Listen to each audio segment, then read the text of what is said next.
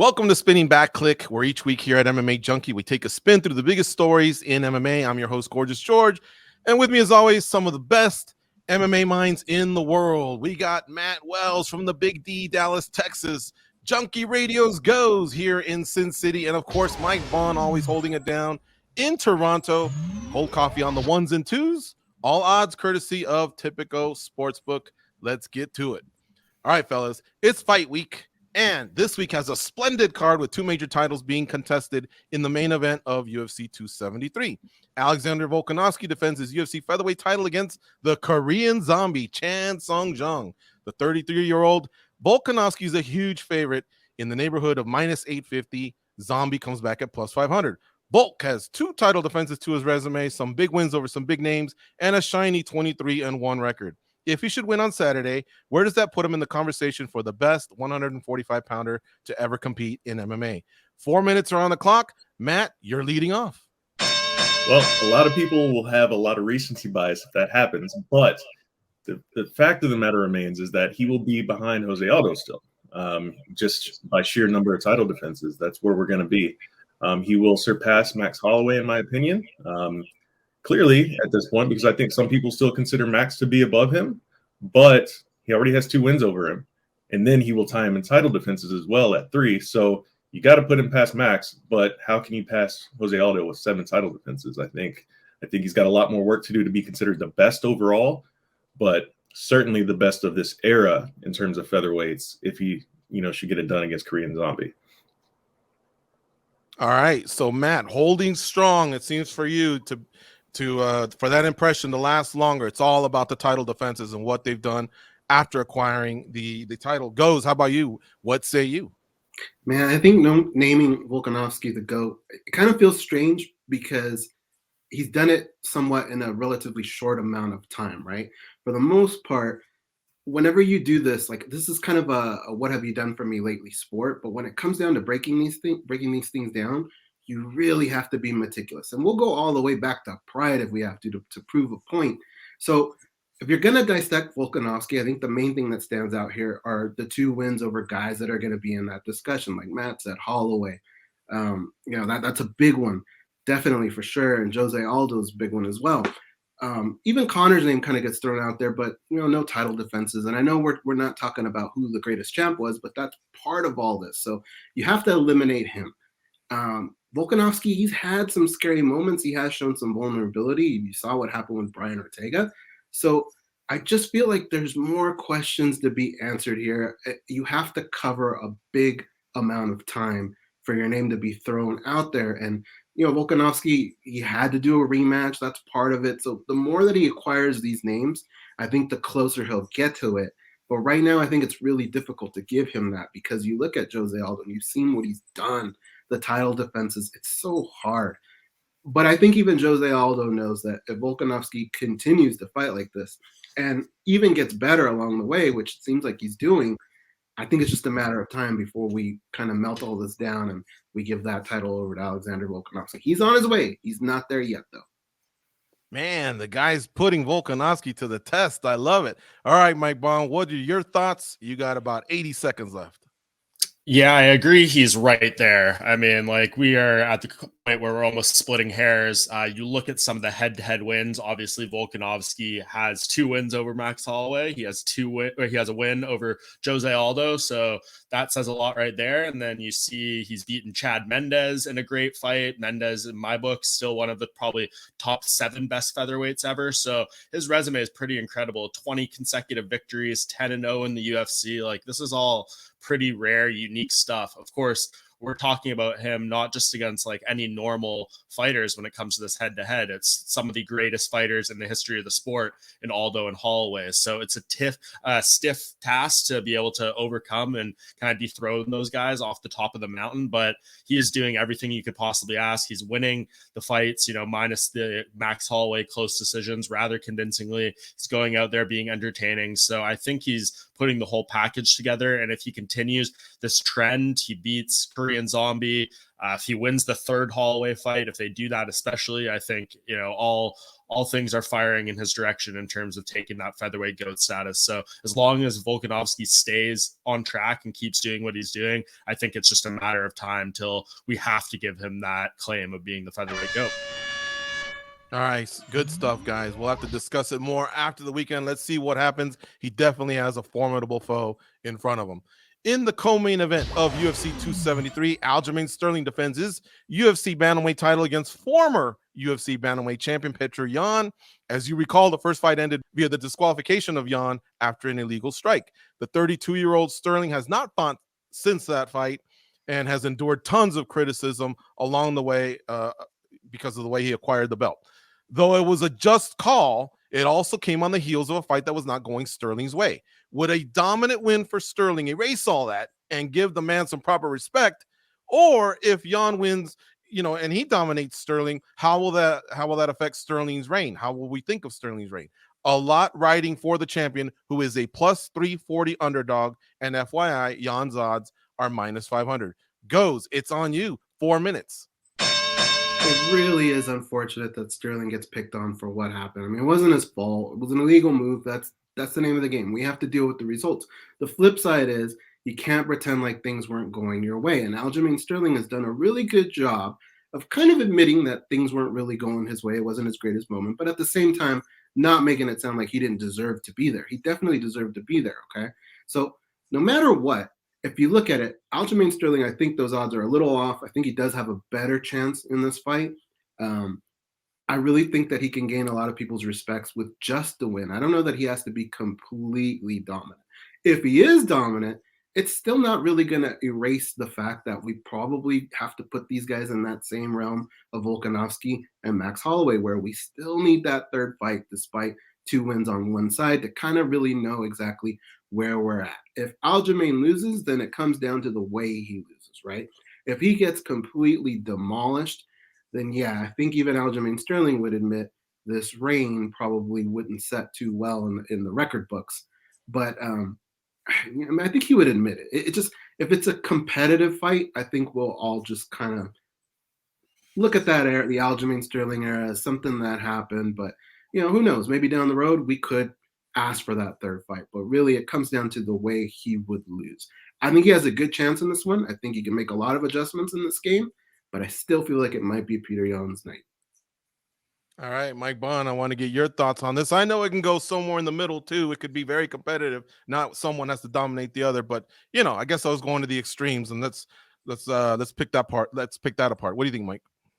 Yeah, man, like I feel bad for Aljamain Sterling, honestly. Like this guy does not get anywhere the level of respect he should. This whole entire saga, how he's played it out after the fact, has really caused people to feel passionately one way or the other about him, and they forget the fact that this guy, leading up to that fight with Yan, had absolutely run through Corey Sandhagen, run through Pedro Munoz, run through Jimmy Rivera. He was looking really damn good, and that was the reason he was in that title fight in the first place.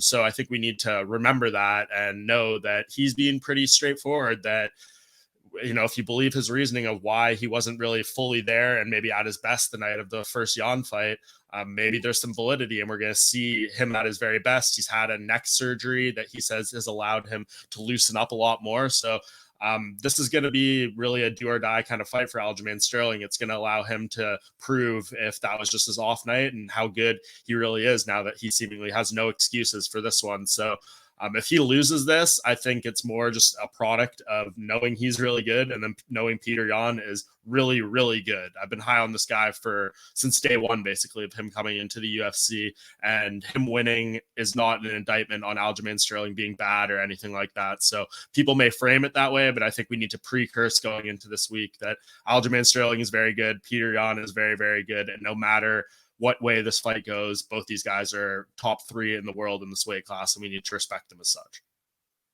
Yep, and both reside in our pound for pound list, man. Both guys are studs. Matt Wells, what are your thoughts?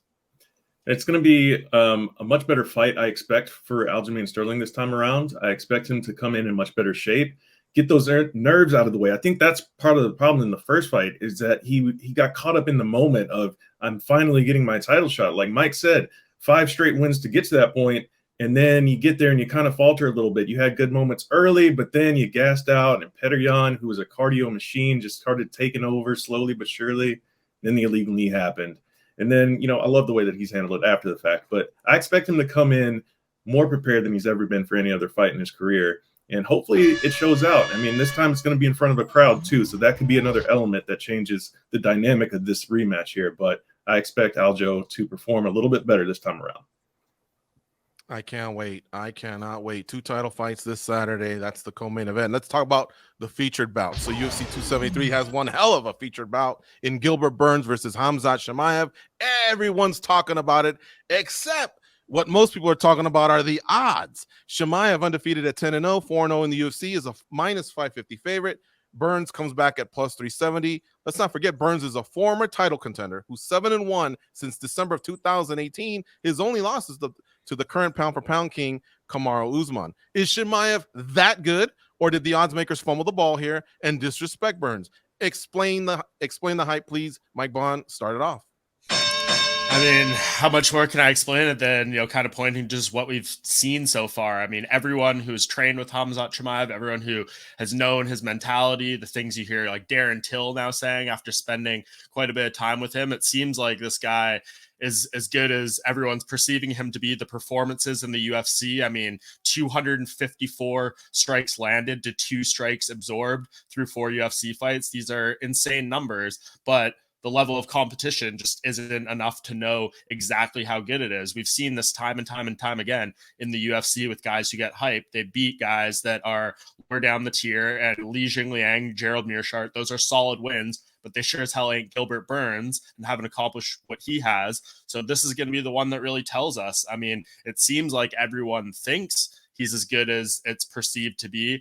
The betting odds started at a semi-respectable line, but the public putting money on Khamzat Chimaev over and over and over has pushed it to an extremely wide line, and this is what we have here today. So it seems like the faith of pretty much everyone out there believes in Khamzat Chimaev and thinks this guy is as good as it's perceived to be, but we won't know until he actually gets in the fights and beats these guys that are on this level. And we absolutely need to see that against Gilbert Burns. He's the perfect test. If he goes in there and steamrolls this guy, all bets are off. He gets a title shot. He is going to have all the hype in the world. So this is the one that's really going to tell, but all the building blocks, I guess, are propping him up to be as good as it seems, but we have to see in this one. This is going to provide the real answers.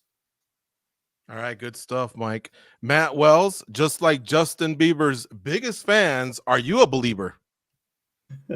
I mean, I'm a believer for sure. And it kind of reminds me of these wide odds. It reminds me of when, the fight got announced or booked for Leon Edwards. The odds were almost as wide. Some places had him as minus 300 for Chimaev over Leon Edwards. And his win was over Gerald Meerschaert. That's the win he was coming off of when he got those crazy odds. So people love to throw money on Chimaev, whether it's justified or not. I mean, listen, the guy has shown every bit of that guy that's going to be the guy that's going to hold that title soon. I mean, just the first round finishes, the seemingly untouchable performances. I mean, the guy has shown it all on his tape. And I mean, it's kind of hard to argue with the odds, right? When you go out there and do it over and over and again. But this time against a guy like Gilbert Burns, who's an absolute beast, who's been there against Kamaru Usman, man, it's a little bit wider than I would expect. But when people go to the betting window, they want to hold that winning ticket. And more people keep going to the betting window, holding that winning ticket or hoping to hold that winning ticket. They're going to bet more money on Chimaev. Therefore, that line is going to keep growing and growing and growing.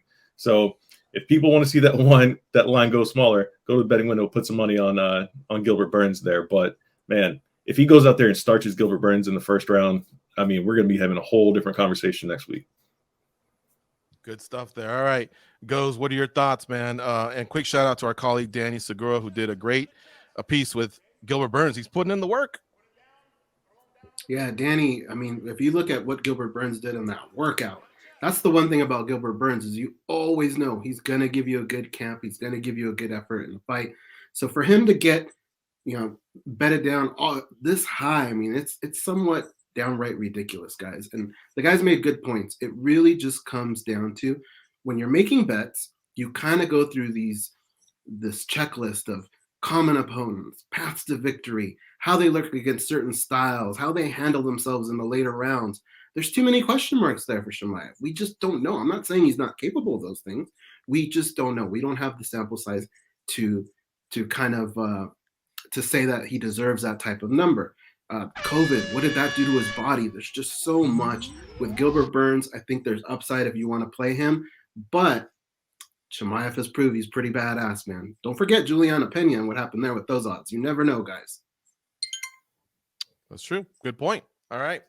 Since UFC 273 is pretty loaded with ranked fighters, why not stick to the theme and discuss another pivotal fight? Mackenzie Dern versus Tecia Torres. The highly touted Dern had won 4 in a row before taking a recent loss against Marina Rodriguez. Torres is actually right now going for her 4th win in a row after a recent run of bad fights. Both of these ladies at one time were looked at as possible world champions in the stacked strawweight division. Who has the most pressure here and who gets it done? Matt, it's back on you. I think it's a fight where both ladies have a lot on the line, but I'm leaning more towards Mackenzie Dern because she seems to still have a little bit of that hype juice to her, right? When she came in, everybody was so hyped up on her jiu-jitsu skills. People were comparing her to Ronda Rousey with the armbar submissions and things like that. So people want to see if she can go out there and rebound from this loss and get the job done on a big stage. It's a big fight for both ladies, but if you're Mackenzie Dern and you go out there and lose this fight, people are really going to start questioning, did we overhype her too much? Did we rush her along too much? Like, yeah, she had the nice winning streak, but we're talking about a big stage here against a very tough opponent. Can you get it done? And how will you look getting it done as well? Because, we've seen in recent performances, she's gone out there and shown a little bit more of her stand-up game. Are you going to go out there and try to do that against Tecia Torres, who is incredibly fast on the feet, incredibly sharp striker who will dart in and out really quickly? Can you compete with that on the feet? Or are you going to go in there and stick to what you know and just try to get the job done on the ground? That's what I'm more interested to see. But I think Mackenzie Dern has a lot more to prove to the fans that, yeah, I can go out there and win on this big stage. And yeah, I still have that hype and it's still worth it. So, we'll see what she can do against, again, like I said, somebody else that has a lot on the line as well. Yeah, and good on you remembering the Rousey comparisons. And you'll recall at the Mandalay Bay when they had all those 16 ladies that were going into the house for the reality show. Tecia Torres had some big scrums. Yeah, she definitely did. And there was a lot of hype around her, but I actually think Tecia Torres does have more pressure here, guys, because really she's had more fights and longer to get this done, right? Her road is a lot longer because of her fighting style. She's aggressive, but she just doesn't really have those finishes. A lot of her fights go to decisions. So if she were to suffer a loss here, it would set her back, and her road back would just take forever. And she's getting older in this sport, So I think she has more pressure than Mackenzie Dern. Mackenzie Dern still does have pressure. She's established now, but I think we still kind of look at her with those eyes of a newcomer. She has a little bit more of a newcomer flair.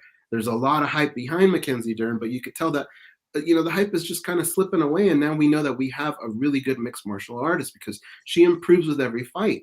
I think where things can be damaging for Mackenzie is if she were to lose a fight, say by submission, because then all the luster gets taken away, right? That's what we know her for, getting a fight to the ground. So even if she suffers a loss, and you put her in the next fight, no matter how good that fighter is, I think we always kind of look at it as, but what if Mackenzie gets her down? She has a chance, and she has that. So really her road back is always going to be a little bit shorter than, say, somebody like Tecia Torres. But, if Mackenzie Dern wants to take that next step in her career, I think this is a very pivotal fight for her. I think getting a stoppage would be very huge for her. But Ticia's got a lot of pressure, man. The road back is going to be really, really tough. And she's been through all those extra little things that we talk about, moving your camp, trying something new. She's definitely the one with the most pressure here. All right, Mike, we're a little short on time. Break up the tie or actually just tell us what you feel. I can't keep track of what we said. Yeah, I think both these guys made really good cases about what it means for both ladies here. I do agree with Goes in the sense that Tecia Torres, she's been there. She built herself up. She was like a title contender. Then she had those 4 losses in a row. But look at the names: Jessica Andrade, Joanna Jacek, Zhang Weili, Marina Rodriguez. Those are all extremely talented fighters. So she rebounded from that. She's put together 3 straight wins, and then she gets this high-profile fight again. If she loses this one, I think it kind of tells the story of maybe it's going to take a lot of work for her to get back into title contention. I think Mackenzie Dern, she's still figuring things out in her career. Only a few fights with Jason Perillo now. She's evolving. She's, I think, learned some important lessons, 5 rounds with Marina Rodriguez in that defeat. I think she's going to bounce back strong here. And this is a pivotal fight for both, but I think Tecia Torres, it cost her more in defeat. Yep, and I've always loved that ace in the hole that Tecia has, the one win over Rose back in the day at Invicta. They're technically 1-1. All right, guys, final one here. This past weekend, WrestleMania 38 took place, the biggest event of the year in pro wrestling. It featured a few athletes who have competed in MMA at the highest level, I might add. As a casual observer of pro wrestling, I'd like to know, who do you think would do well if they left MMA and immersed themselves in pro wrestling? And also, who do you think would could leave pro wrestling and do well in MMA? Goes, take it away. It's on you. Yeah, that was kind of confusing. If you caught both days of WrestleMania, you'd have to squint a few times because there were a lot of mixed martial artists involved. So I think somebody from mixed martial artists who would be incredible.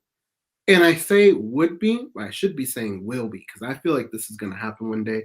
Kayla Harrison, guys. I think Kayla Harrison, when you look at everything that she can accomplish in that sport, she can make a lot of money. She has that swag. She's really good with a mic, and her skills, you can't doubt her skills. She's an Olympian. You know, I think if you look at some of the pro wrestlers that have had success over the years, there have been a lot of Olympians that have gone into pro wrestling and been able to wear that medal and just talk trash. Kurt Angle is one that comes to mind, right? So I think she would be incredible. I think she could kind of replicate a lot of what Ronda Rousey did, but I think she could do it even better. The only question mark I would have in all this is the 3 letters of UFC. Is that something that she needs to help kind of propel her in that, or if she could do it on her own? I don't know. Coming from pro wrestling world to mixed martial arts, I think Becky Lynch. Becky Lynch is very charismatic, and we know that she has done some mixed martial arts training, and she's worked with John Kavanaugh. I remember when she comes to California, she works with the Gracies. I don't know that it's that extensive, but I know that she has done some mixed martial arts stuff. And if you watch her matches in pro wrestling, you know one thing. That girl is tough. She can take the bumps, and in mixed martial arts, it's training every day. It's basically fighting, a couple times a year, but the training is what really kills me. And I think that what pro wrestling has done can probably put her in that right mindset and have her body conditioned for something like that. Love both of those. Lynch coming this way, Kayla Harrison coming our way. How about you, Mike Bond? I wouldn't consider myself the most avid pro wrestling fan, but to answer this question, I kind of skimmed through the roster, like the UFC rankings, and someone that stood out to me was Michael Chandler, for someone who could go from MMA to pro wrestling, just because he's a guy, obviously insanely athletic, extremely dedicated to any craft he involves himself with, and then can speak really well too. And I know he's, I think, on the wrong side of 35 at this point, but I did watch some of that WrestleMania, and half the guys I saw on screen were like 50 plus. So I think Michael Chandler probably has the time to evolve into it. And coming back the other way, I guess I'll go with the easy pick. I did see Gable Steveson on that broadcast, so I guess that means he's actually made his WWE debut. So he can be the guy that comes over there to MMA, which may happen one day. And I guess if you want to throw an honorable mention for the MMA to pro wrestling side, it seems like Paige Van Zandt is actually on her way after having signed with AEW. So I guess that's someone that's actually realistic. Yeah, we did see a lot of 50-year-olds. I thought I saw a 90-year-old in there, but it was Vince McMahon. All right, Matt Wells, how about you? What are your thoughts?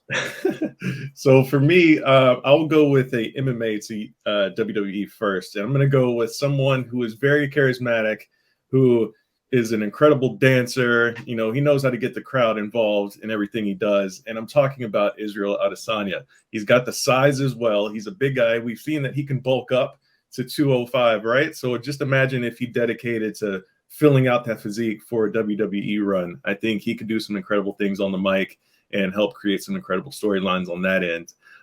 Coming back the other way, since Mike stole my pick for going the other way with Gable Steveson, I'm going to go with the guy that Gable Steveson tossed around the ring at WrestleMania, and that's Chad Gable, because Chad Gable is also a former,